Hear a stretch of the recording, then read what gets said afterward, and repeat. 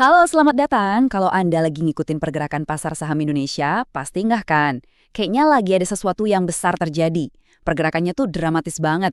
Nah, dalam pembahasan kali ini kita akan coba bedah bareng-bareng apa sih yang sebetulnya terjadi. Dan yang lebih penting lagi, kenapa ini semua relevan buat Anda. Kita mulai langsung dengan angka yang paling bikin kaget. Yap, Anda nggak salah lihat. Hampir 300%. Itulah lonjakan yang terjadi di beberapa saham cuma dalam hitungan hari di awal tahun. Ini jenis keuntungan yang wow, bikin semua orang langsung noleh. Dan ternyata ini bukan cuma satu saham anomali doang loh. Laporan dari CNBC Indonesia nunjukin ada beberapa pemain utamanya. Di puncak ada film yang meroket gara-gara ada rumor bakal masuk indeks MSCI. Terus ada juga dari sektor lain, BPI di infrastruktur, True di properti, IFSH di nikel, bahkan bank kayak BSIM juga ikut naik. Masing-masing punya cerita sendiri yang jadi pendorongnya. Nah, ini nih yang jadi pertanyaan besarnya. Apa sebetulnya mesin penggerak di balik ledakan ini semua? Apakah ini cuma euforia sesaat? Atau jangan-jangan ada fundamental ekonomi yang lebih dalam yang lagi bekerja? Yuk kita cari tahu jawabannya. Oke, ini dia peta perjalanan kita. Kita akan mulai dengan melihat suhu pasar saat ini, terus kita geser ke gambaran besarnya, yaitu kebijakan bank sentral. Setelah itu kita coba intip sektor-sektor mana yang potensial, bedah satu studi kasus perusahaan, dan terakhir kita tarik kesimpulan praktisnya buat Anda. Oke, pertama kita lihat dulu sentimen pasarnya. Para analis sering menyebut kondisi kayak gini sebagai lingkungan risk on. Gampangnya gini deh, itu artinya para investor lagi ngerasa lebih pede dan lebih berani buat ambil resiko. Mereka lagi aktif banget nyari saham-saham dengan cerita pertumbuhan yang menarik. Nah, sekarang kita naik satu level. Kita masuk ke gambaran besarnya, yaitu lingkungan makroekonomi yang diracik oleh Bank Indonesia. Anggap saja ini fondasi yang menopang semua pergerakan di pasar. Sebelum lanjut, kita samain persepsi dulu ya soal istilah kunci ini. BI rate. Pikirkan ini sebagai termostat ekonomi. Kalau BI rate diubah, suhu di seluruh sistem keuangan kita juga ikut berubah. Penting banget buat kita paham ini. Dan inilah beritanya. Bank Indonesia baru saja menaikkan BI rate ke level 6,25%. Ini bukan sekedar angka ya. Ini adalah sebuah sinyal kebijakan yang penting yang dampaknya bisa terasa di seluruh penjuru ekonomi. Terus, kenapa sih BI naikin suku bunga? Menurut rilis resmi mereka, ada 3 alasan utamanya. Pertama, buat jagain nilai tukar rupiah. Kedua, ini langkah preventif biar inflasi nggak lari kemana-mana. Dan yang ketiga, ini respons terhadap ketidakpastian global, terutama dari arah kebijakan moneter AS dan isu geopolitik. Oke, pertanyaan logis berikutnya. Terus apa dampaknya? Apa efek nyata dari kenaikan suku bunga ini buat dunia usaha? Khususnya buat bank, yang bisnis intinya ya soal duit itu sendiri. Efeknya sebenarnya cukup logis.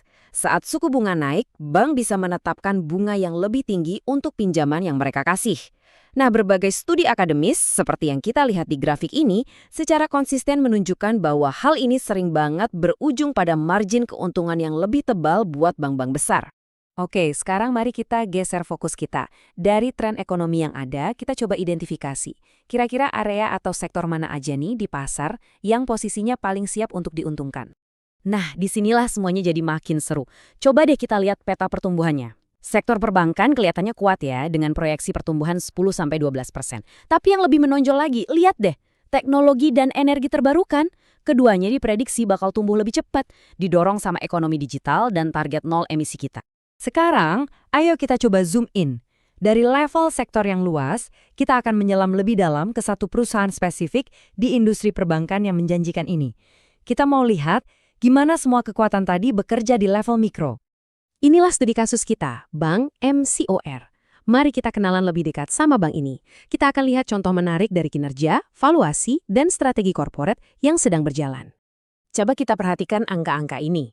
Pertama, pertumbuhan labanya luar biasa, 77%.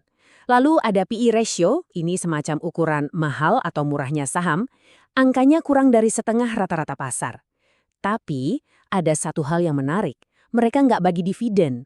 Nah, ini petunjuk penting soal strategi mereka. Nah, ini nih yang jadi bukti kalau investasi itu seni. Dua analis bisa melihat data yang sama persis, tapi sampai pada kesimpulan yang bertolak belakang. Pihak yang optimis atau bull case nunjukin P/E ratio yang rendah dan melihat ini sebagai potensi. Tapi di sisi lain, Pihak yang pesimis atau bear case justru berargumen kalau berdasarkan nilai intrinsiknya, saham ini sebenarnya kemahalan. Jadi di mana kunci jawabannya? Ternyata ada di sini, di pernyataan resmi perusahaan sendiri.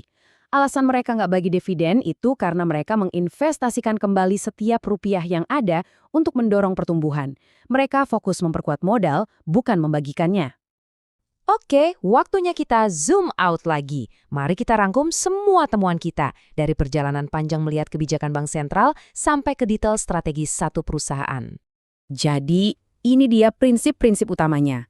Selalu mulai dari gambaran besar, yaitu ekonomi makro, baru kemudian telusuri detail-detail kecil dari masing-masing perusahaan. Kuncinya adalah menghubungkan titik-titik ini untuk dapat pemahaman yang utuh tentang pasar.